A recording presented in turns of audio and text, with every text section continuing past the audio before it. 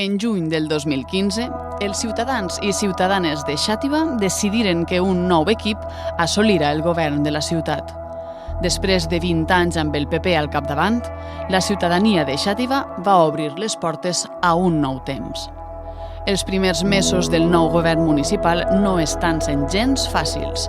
2 dècades amb el govern de Rus han deixat nombroses situacions a corregir. Per a poder començar el nou camí amb unes bases ben sòlides, ens comprometerem a potenciar la transparència, a dir als nostres veïns i veïnes el que hi havia, amb el que ens hem trobat, però sobretot amb el que pensem fer per tal d'eixir endavant. El govern del PP ha deixat a tots els veïns i veïnes no només amb uns serveis públics debilitats, ha deixat arruïnades les arques municipals.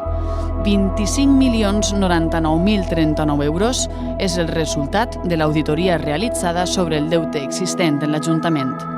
L'herència que l'anterior govern ens deixa és de 860 euros per persona. Esta situació ens obliga a destinar 3.170.000 euros dels pressupostos municipals del 2016 per al pagament d'interessos i deutes, 3 vegades més que el pressupost d'inversions. Esta és la realitat que mai el PP ha explicat als veïns i veïnes de Xàtiva. Més enllà de buscar excuses, volem que tots els ciutadans i ciutadanes siguen sabedors de què els han deixat els anteriors governants del PP, la realitat dels comptes de l'Ajuntament.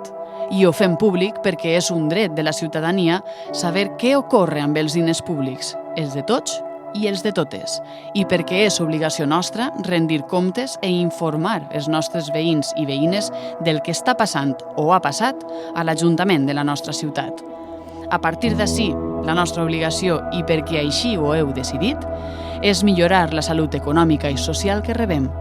Junts eixirem d'esta ruïna econòmica, perquè Xàtiva es mereix mirar amb seguretat al futur.